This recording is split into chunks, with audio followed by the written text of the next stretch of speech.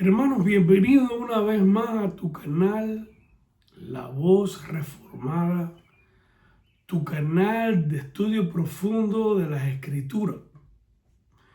Les saluda el pastor Pedro Blanco.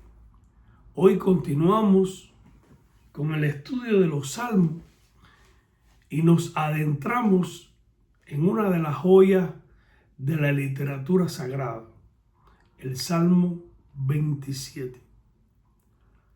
Muchos leen este salmo como un mero calmante o amuleto para dormir bien, pero hoy profundizaremos en su alta densidad doctrinal.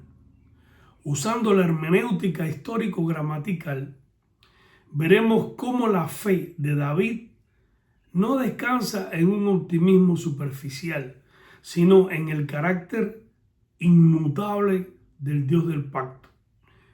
Si buscas un estudio que desafíe tu mente y alimente tu alma, quédate hasta el final. Comenzamos leyendo este precioso salmo. Dice la palabra: Jehová es mi luz y mi salvación. Salmo 27. Jehová es mi luz y mi salvación. ¿De quién temeré?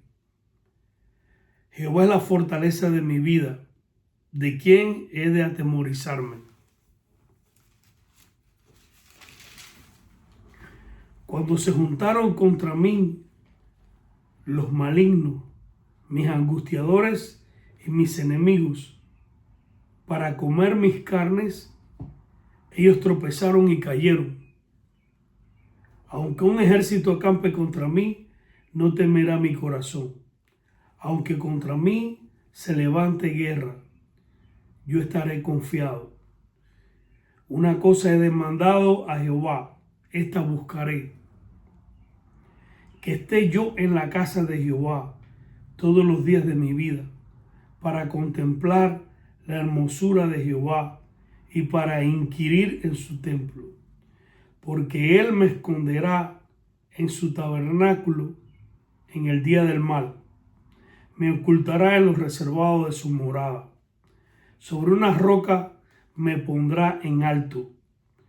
Luego levantará mi cabeza sobre mis enemigos que me rodean. Y yo sacrificaré en su tabernáculo sacrificios de júbilo. Cantaré y entonaré alabanzas a Jehová. Oye, oh Jehová, mi voz con que a ti clamo. Ten misericordia de mí y respóndeme. Mi corazón ha dicho de ti: buscad mi rostro. Tu rostro buscaré, oh Dios. No escondas tu rostro de mí. No apartes con ira a tu siervo. Mi ayuda ha sido. No me dejes ni me desampares, Dios de mi salvación. Aunque mi padre y mi madre me dejaran, con todo, Jehová me recogerá. Enséñame, oh Jehová, tu camino, y guíame por senda de rectitud a causa de mis enemigos. No me entregues a la voluntad de mis enemigos, porque se ha levantado contra mí testigos falsos, los que respiran crueldad. Hubiera yo desmayado si no creyese que veré la bondad de Jehová en la tierra de los vivientes. Aguarda a Jehová, esfuérzate y aliéntese tu corazón. Sí, espera a Jehová. Vamos a orar para que nuestro Señor pueda bendiga su palabra. Señor, gracias te damos por este día. Gracias te damos por este precioso salmo. Permite que podamos escudriñarlo. Permite que podamos aplicarlo a nuestras vidas. Que nos pueda reconfortar. Que sea un bálsamo saber de que tú eres la roca que nos sostiene. Y permite que podamos pedirte como David, querer estar, anhelar todos los días en tu presencia. Que permite, Señor, que este video sea para la edificación de muchas personas. Solo tú puedes hacerlo, Señor. Te damos las gracias en el nombre de Jesús. Amén. este salmo vamos a comenzar a hacer un estudio teológico homilético. Este es tu canal, La Voz Reformada. Y estamos en una serie de exposiciones de los salmos. La metodología que usamos es una metodología hermenéutica histórico-gramatical. Y vamos a la parte número 1, que es nuestro estudio exegético teológico. En el estudio exegético, primeramente pasamos a la narrativa. Empezamos diciendo que el polvo de la estepa de Judea aún flota en el aire caliente, mezclándose con el olor a sudor, metal y pánico inminente. A lo lejos, el retumbar rítmico de los carros de guerra enemigos hacen temblar la tierra. El eco sordo en el pecho del hombre común despertaría un temor absoluto de la muerte. Están viniendo los carros enemigos. Sin embargo, en la tienda del comandante, bajo la luz tenue de una lámpara de aceite, hay un rey guerrero que no está revisando mapas de estrategia militar ni afilando su espada de bronce. Con la pluma temblorosa, pero con pulso firme de un alma que está anclada en la eternidad, David escribe palabras que desafían las leyes de la autopreservación biológica. Rodeado por un ejército que busca su cabeza, su respiración no se acelera por el pánico, sino por un anhelo de otra naturaleza: la contemplación de la hermosura de su Creador. Es en el umbral del abismo donde la fe reformada brilla con su luz más cruda, demostrando que el temor humano no se vence con una vana autoconfianza, sino perdiéndose en el abismo infinito de la soberanía de Dios. En el contexto histórico, el Salmo pertenece al corpus de David, es decir, fue escrito por David y refleja una etapa de agitación extrema. Les decía que históricamente este salmo refleja una etapa de agitación extrema, compatible con el periodo de persecución de Saúl o, más probablemente, con la conspiración de Absalón, su hijo, donde la traición interna se sumaba a la amenaza de ejércitos formales. Literariamente, el texto presenta una estructura dual. Por un lado, es fascinante que ha llevado a algunos críticos liberales a teorizar erróneamente que se trata de dos salmos independientes unidos tardíamente. No obstante, bajo la metodología histórico-gramatical, reconocemos una profunda unidad teológica y dramática. Los versículos del 1 al 6 expresan una confianza triunfante y objetiva en el carácter de Dios, mientras que los versículos del 7 al 14 giran bruscamente hacia un lamento urgente y una súplica ferviente en medio de la aflicción. Esta transición no es una contradicción estructural, sino la fiel anatomía de la fe del pacto que sostiene la soberanía de Dios en la teoría, mientras experimenta la desesperación de la guerra y el abandono en la práctica. La tesis teológica de este salmo es que la soberanía salvífica del Señor es el fundamento absoluto que disipa todo temor existencial, capacitando al creyente para buscar la comunión divina en medio del asedio y esperar con paciencia escatológica la consumación de su gracia. En la segunda parte, la exégesis y la hermenéutica, pasamos a un análisis sintáctico de algunos términos que nos pueden ayudar para esclarecer el sentido profundo de este salmo. Por ejemplo, el salmista dice: Yahweh Ori Yahweshi, Jehová es mi luz y mi salvación. El sustantivo or, luz, se utiliza aquí no de forma metafísica abstracta. No es una luz como describe la ciencia, sino de manera relacional y soteriológica de la salvación.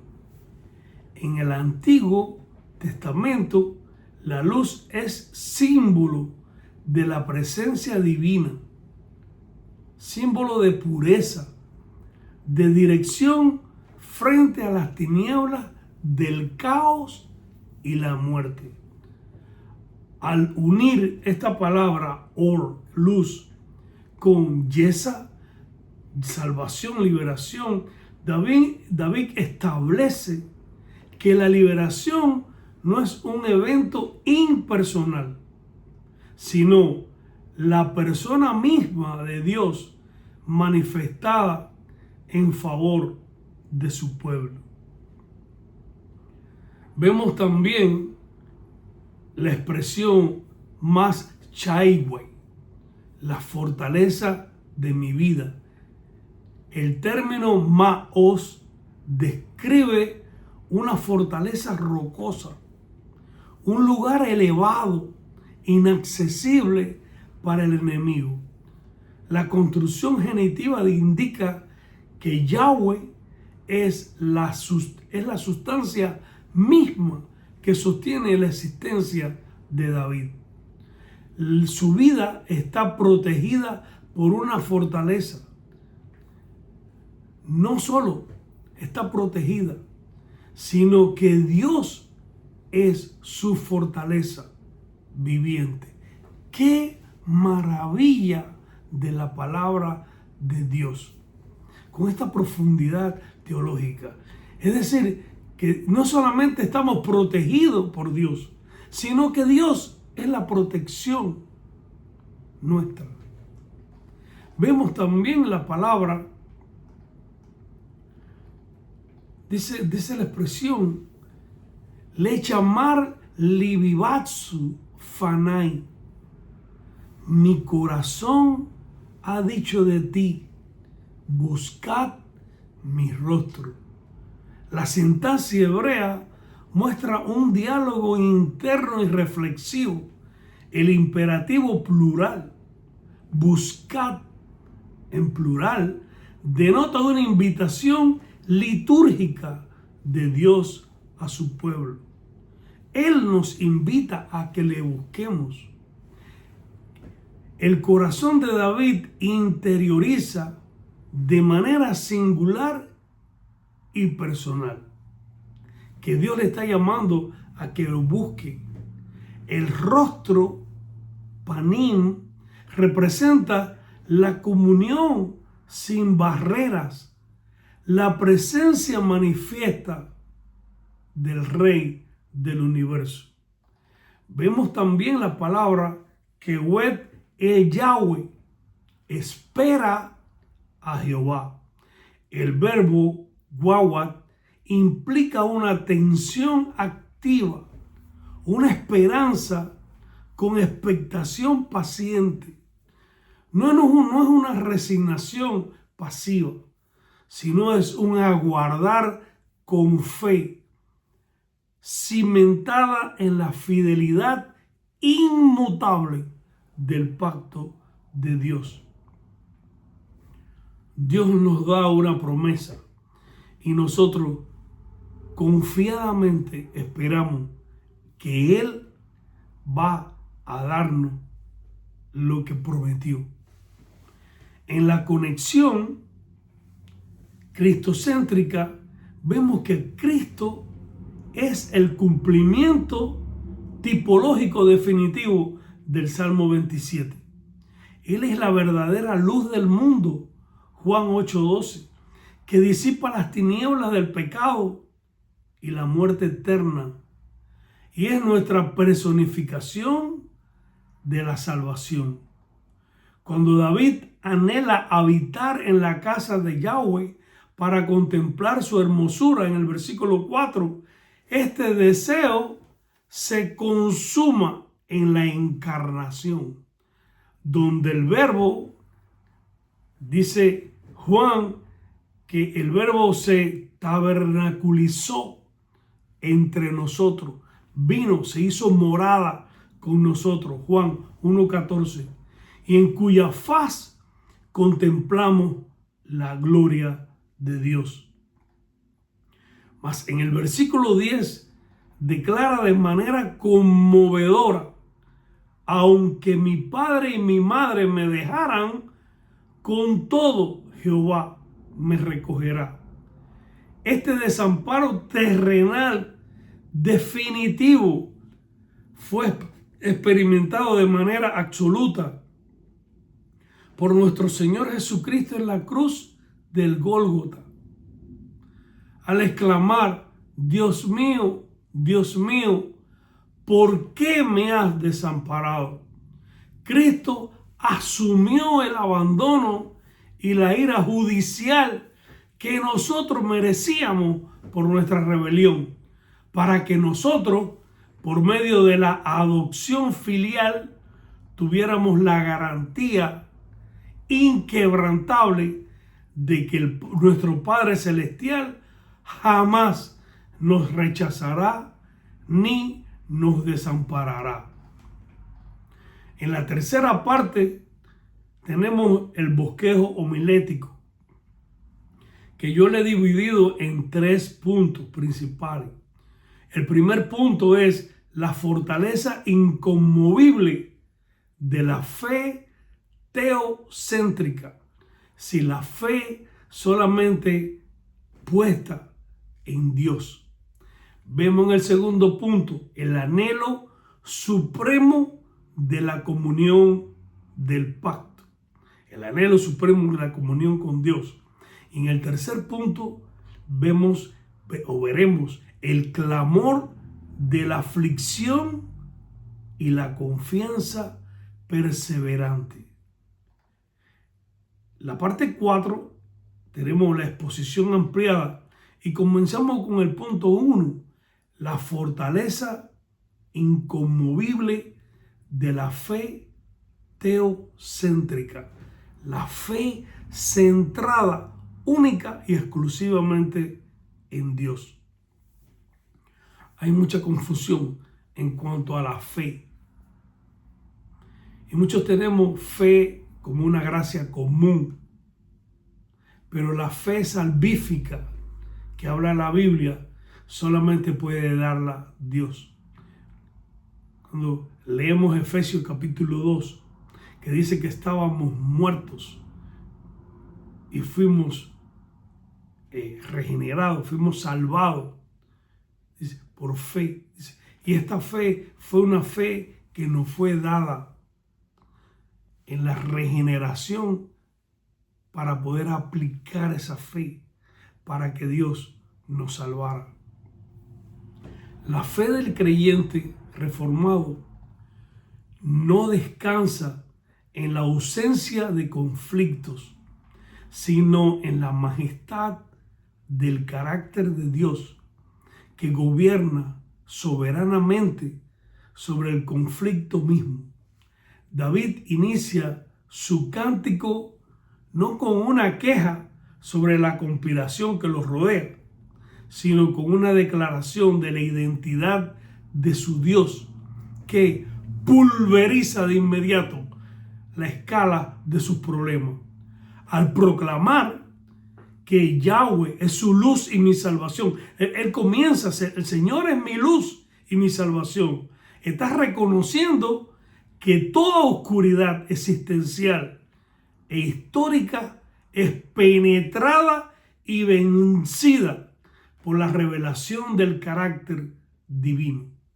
El temor no es un indicador de la fuerza del enemigo, sino la debilidad de nuestra contemplación teológica.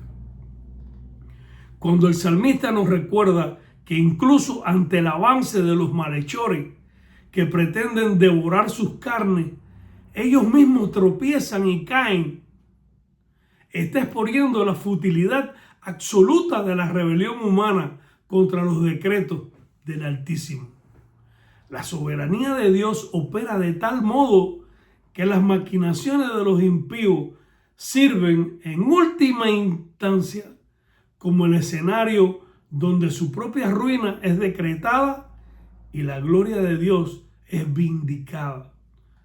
Así, aunque un ejército entero acampe contra el creyente, su corazón no temerá, porque la realidad invisible de la protección del pacto es infinitamente más sólida que las legiones visibles de este mundo caído.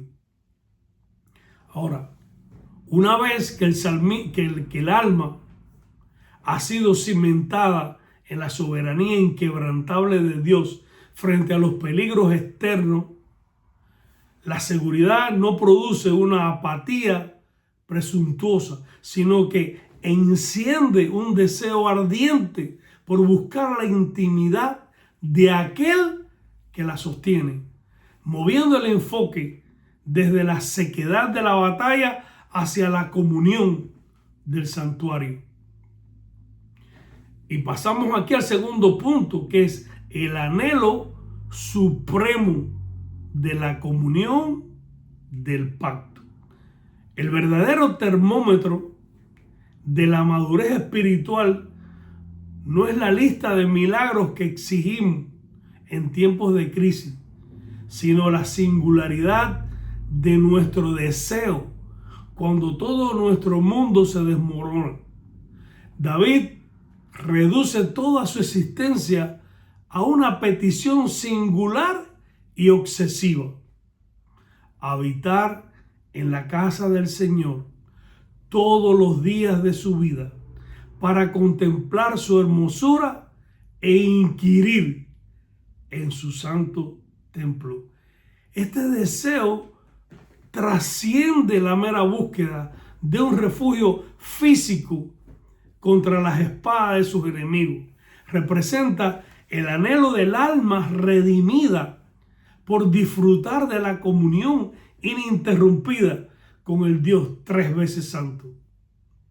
El tabernáculo y el templo no eran menos monumentos de piedra o cortinas de lino, sino el espacio geográfico donde la santidad de Dios condescendía a encontrarse con el hombre por medio del sacrificio expiatorio. Contemplar la belleza de Dios consiste en deleitarse en la perfecta armonía de sus atributos, su justicia inalterable, su amor inefable, su soberanía absoluta. Es en este santuario de adoración donde el alma encuentra su verdadera seguridad, sabiendo que en el día del mal Dios nos ocultará en los secretos de su tabernáculo y la levantará como una roca inexpugnable. transformando los gritos de la guerra en gritos de júbilo y cánticos de alabanza. Entonces, sin embargo, la vida cristiana no transcurre únicamente en la cima de la montaña de la contemplación litúrgica, sino que desciende constantemente a los valles áridos donde la realidad del dolor humano y el silencio aparente de Dios exigen que la fe se traduzca en un clamor perseverante y en una espera activa. Y en el tercer punto vemos el clamor de la aflicción y la confianza perseverante.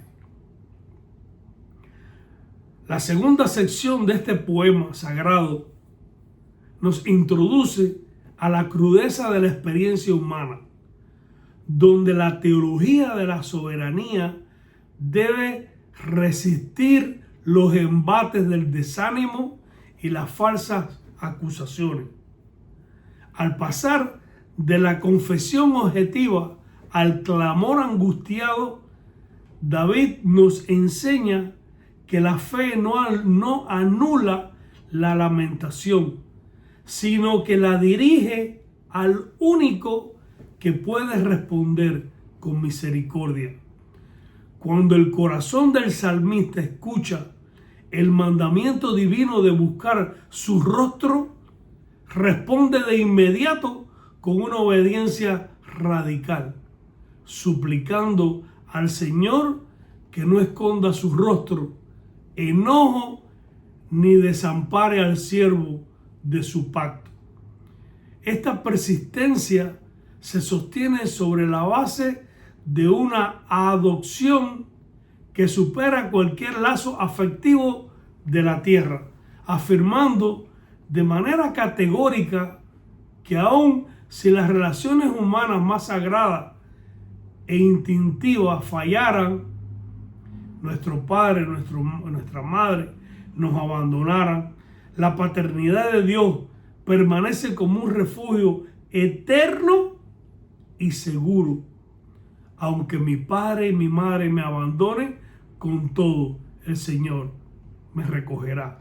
La senda de la santidad requiere que pidamos ser enseñados en el camino de la rectitud, especialmente frente a los enemigos que respiran violencia y levantan falsos testimonios contra nuestra integridad.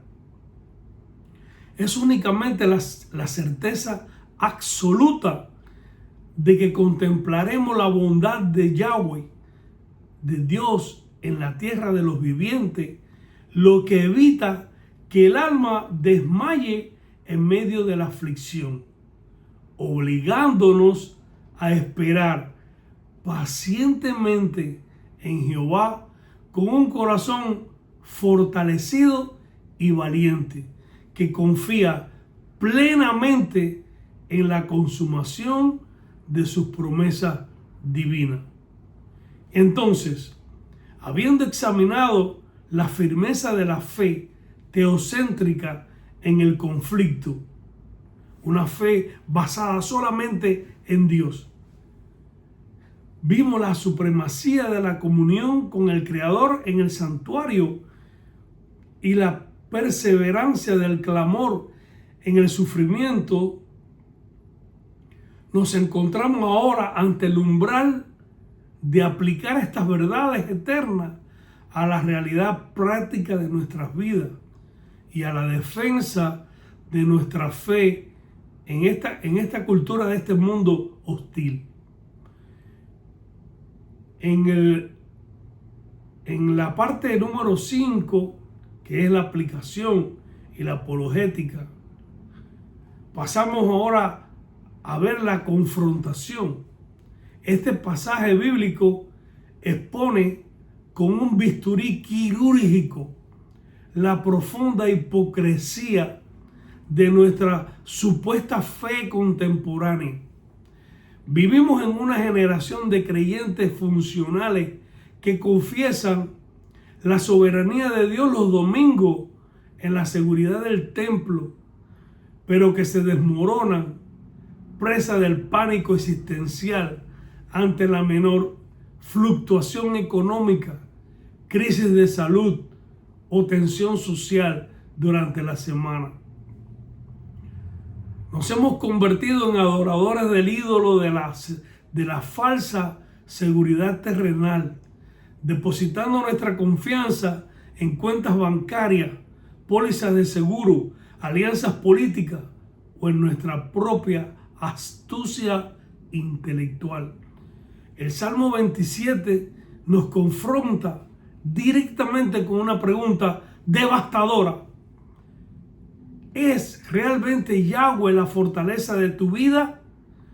¿O es simplemente un accesorio religioso que utilizas para bendecir tus propios planes de seguridad?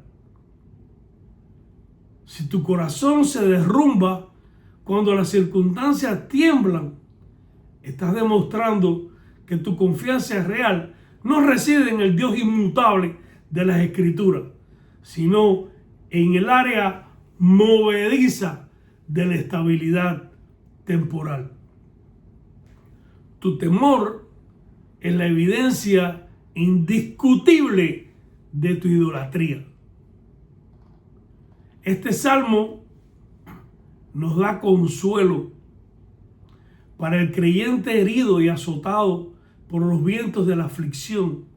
Este salmo derrama un bálsamo inestimable de la gracia del pacto. David nos recuerda que nuestro Dios no es una deidad distante y apática que contempla nuestro sufrimiento con indiferencia cósmica. Él es nuestro Maos, la roca alta e inaccesible que nos esconde en su pabellón en el día de la angustia. Aunque el mundo entero conspire contra tu contra, aunque experimentes el dolor lacerante del abandono de tus padres, amigos, tu cónyuge, el pacto de adopción en Cristo Jesús garantiza que el Padre Celestial te recogerá y te sostendrá en sus brazos eternos. En la cruz, Cristo bebió la copa del abandono absoluto para que tú y yo nunca tuviéramos que dudar de la presencia amorosa de Dios. Tu seguridad no depende de la fuerza de tu fe, sino de la fidelidad inquebrantable de aquel que te ha ocultado en su tabernáculo eterno. Este salmo nos ayuda para la santidad. La santificación progresiva exige una reorientación radical de nuestros deseos diarios. Para cultivar una vida de victoria sobre el temor, debemos aplicar formas prácticas. Y yo te voy a dar, por ejemplo, 3 formas prácticas de disciplina derivadas del texto. En primer lugar, la disciplina de la singularidad. Debemos desintoxicar nuestra mente de la acumulación de deseos banales y enfocar nuestra alma en una sola cosa: la comunión diaria con Dios mediante la lectura de su palabra y la oración meditativa. La segunda disciplina que podemos aplicar es la disciplina de buscar el rostro ante cada crisis. Nuestro primer reflejo debe ser responder al mandato del Espíritu de buscar su presencia, antes de recurrir a soluciones humanas o de desahogarnos en quejas mundanas. Y la tercera disciplina de la espera activa. Esperar en el Señor. no es cruzarse de brazos, es fortalecer el corazón, memorizando las promesas de la Escritura y sometiendo nuestra impaciencia cronológica a la soberanía del tiempo divino. Él tiene todo el tiempo y Él sabrá cuándo contestar. Pasamos a la parte apologética. A la luz de la cosmovisión reformada, el Salmo 27 sirve como un baluarte intelectual contra el existencialismo ateo de pensadores como Jean-Paul Sartre o Albert Camus, quienes postulaban que el ser humano está condenado a la angustia y al absurdo ante la falta de un diseño cósmico. El salmista destruye esta premisa demostrando que la existencia humana no está a la deriva en un universo hostil y vacío, sino gobernada por la providencia de un Dios personal y santo. Asimismo, este texto refuta de plano la sutil herejía del teísmo moralista terapéutico que predomina en las iglesias de hoy, la cual reduce a Dios a un mero asistente de emergencia que existe para facilitar la autorrealización y la comodidad del hombre. El Salmo 27 nos demuestra que Dios no es un medio para un fin. Él es el fin supremo en sí mismo. La verdadera fe no busca a Dios para que resuelva nuestros problemas temporales, sino que busca a Dios por causa de su propia hermosura y majestad.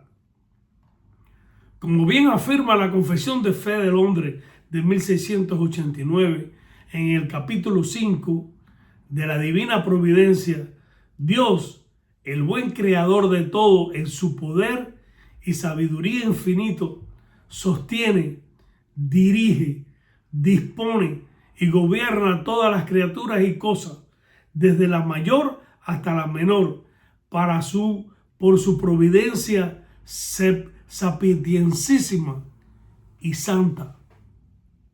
Dios es santo. Dios lo conoce todo. Ningún ejército puede marchar, ningún falso testigo puede hablar, ninguna circunstancia puede tocarnos fuera del decreto sabio de aquel que es nuestra luz y salvación. Concluimos, hermanos, el Salmo 27 no es un cantar de optimismo superficial ni un amuleto poético para evadir la realidad del sufrimiento.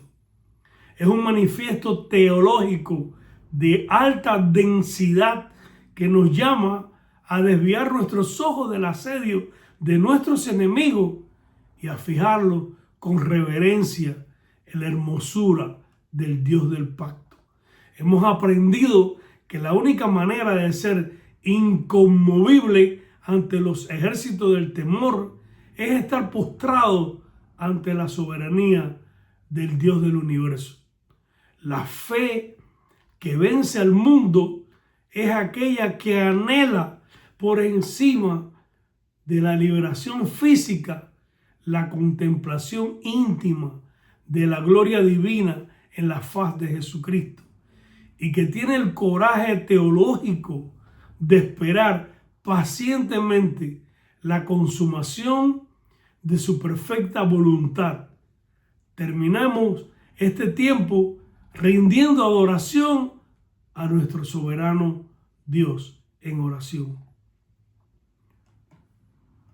Oh Señor, Dios omnipotente, excelso y glorioso, Jehová, que habitas en una luz inaccesible, pero te revelas como nuestra luz y nuestra salvación eterna.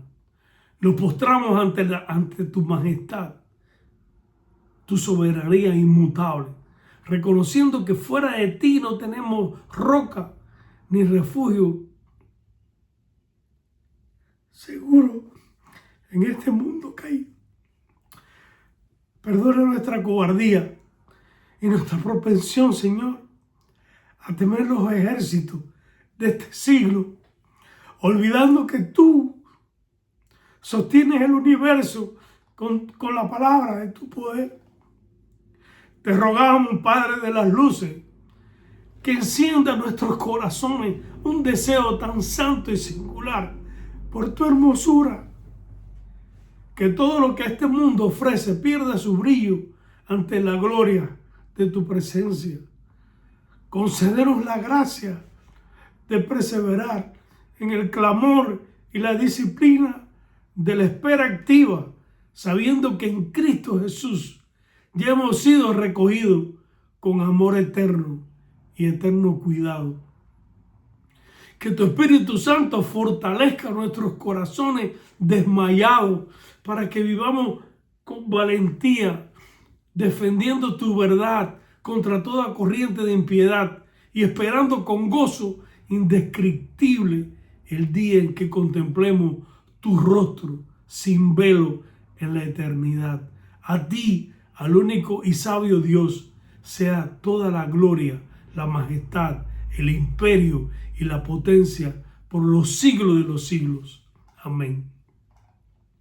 Hermanos míos, si este estudio ha confrontado tu temor y te ha mostrado la hermosura de Cristo, te invito a que te suscribas a nuestro canal, active la campana de notificaciones y compartas este video con alguien que necesite recordar que Dios es nuestra única fortaleza. Déjanos en los comentarios qué versículo del Salmo 27 habló hoy a tu corazón. Que Dios te haya edificado a través de su palabra. Dios te bendiga, hermano mío.